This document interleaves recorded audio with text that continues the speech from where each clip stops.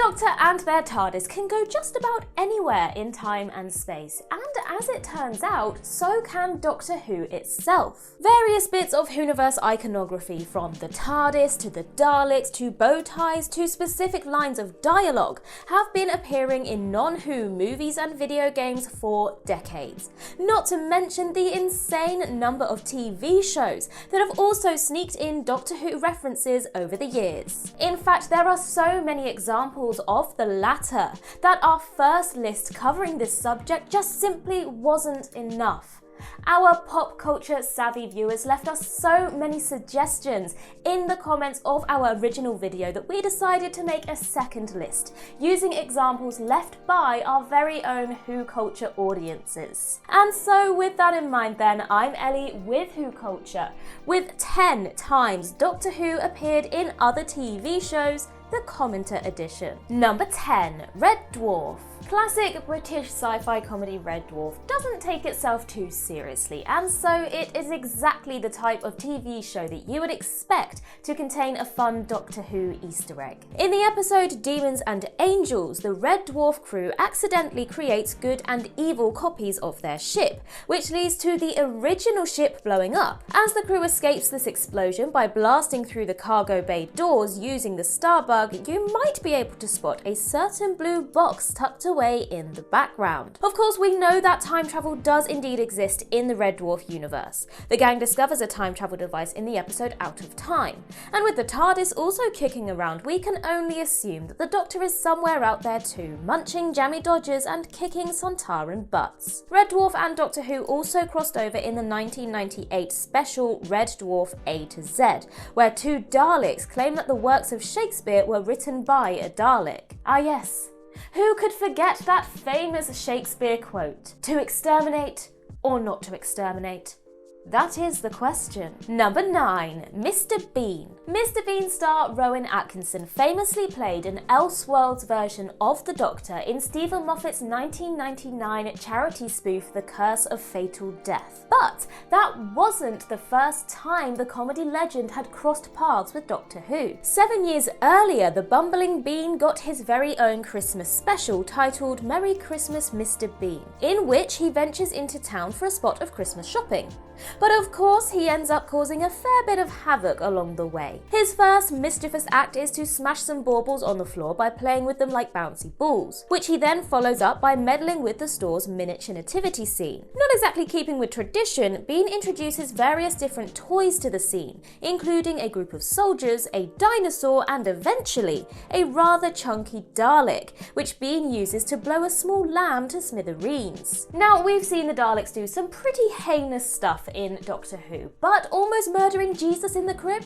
That's got to be a new evil gold standard. Number 8, Milo Murphy's Law. Now, Disney seems to have quite a few Doctor Who fans in its stable, with movies like Encanto, Cars 2 and Big Hero 6 all containing some sort of Doctor Who nod. On the TV side of things, the people who created Disney Channel's Milo Murphy's Law are also clearly Doctor Who fans, as evidenced by the ongoing mentions of a sci-fi franchise called Dr. Zone. The character of Dr. Zone, an eccentric time traveller with a very Doctor-esque fashion sense, has appeared in various movies and TV shows within the Milo Murphy's Law universe. Milo and his friends are big Dr. Zone fans, even having a marathon of the Dr. Zone files in the season 1 episode of the same name. Even just by looking at it, it's clear that the Dr. Zone franchise is a riff on Doctor Who.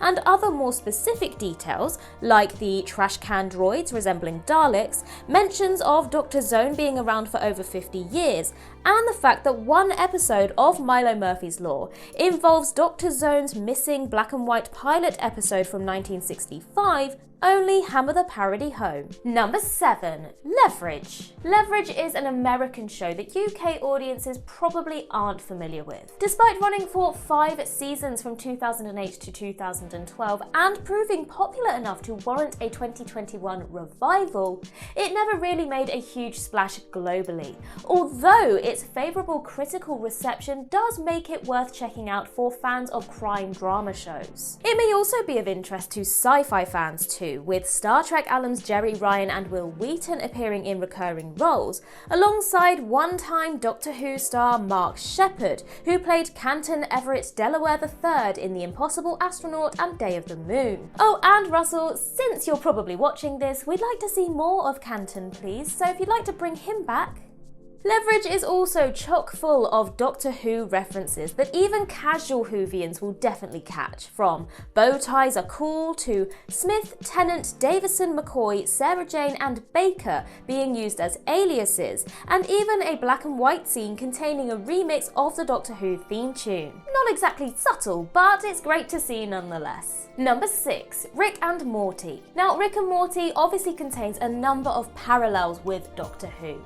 From Rick being the eccentric super genius, to Morty being the more relatable companion, to the general idea of exploring the universe through time and interstellar travel. Now, creator Dan Harmon has even mentioned Doctor Who as a primary influence for the show, so it was really only a matter of time before a direct nod to the Whoniverse appeared in one of Rick and Morty's crazy adventures. That time came in the season 3 finale, The Rickturian Morty Date, where Rick basically spends the entire episode trying to get one over on the President of the United States. Not known for his humility, Rick soon proceeds to brag about how awesome he is, directly telling his rival, "You don't know who I am or what I can do. I'm Doctor Who in this mother..." Now, not to split hairs, Mr. Harmon, clearly you wrote it this way to make the reference clear, but it's the Doctor, not Doctor Who. But pedantic nitpicks aside, it's a really cool line acknowledging the fact that the Doctor is one of the most badass, fearsome characters in all of pop culture. Number 5. The Librarians. Despite having a solid run of over 40 episodes across 4 seasons, fantasy series The Librarians seems to have been largely forgotten about since its cancellation in 2018. Largely being the operative word here, because we did get a lot of comments from people who seem to be not only genuine fans of the show, but also noted that it contains a pretty cool Doctor Who reference in its season 2 finale. Here, our lead characters explore a room they call the Time Machine Room, which, as you may have guessed, is littered with various time machines. It's quite hard to spot due to the dark lighting of the scene, but one of these machines happens to be the TARDIS, which is visible for a few brief frames when Cassandra lifts a sheet. If you look closely, you can make out several distinctive TARDIS features, from the handles to the windows to that ever-present white plaque on the left door. Shortly after this TARDIS cameo, we then get an appearance from Back to the Future's DeLorean, giving us a quick double whammy of iconic pop culture time machines. Number 4. The Big Bang Theory. With The Big Bang Theory revolving around a group of geeks who frequently reference different pop culture properties, it would almost be a crime if Doctor Who didn't make the cut. Fortunately, Sheldon and the gang deliver, with the show dropping numerous Doctor Who Easter eggs throughout its impressive 12-season run. In fact, there are almost too many examples to mention. There's Stewart's 4th Doctor cosplay in season 4's The Justice League Recombination, Penny, Amy, Sheldon and Leonard watching a Doctor Who episode in season 5's The Beta Test Initiation, along with Sheldon mentioning a Doctor Who convention called WhoCon, and Vincent van Gogh's exploding TARDIS painting appearing in season 6's The Bakersfield Expedition. And of course, there are obligatory cameos from the TARDIS and the Daleks. Again, The Big Bang Theory is a treasure trove of pop culture nods, and Doctor Who fans are served some of those delicious Easter eggs on a regular basis. Number 3. My Little Pony. Now, My Little Pony was the most popular pick in the comments of our original video.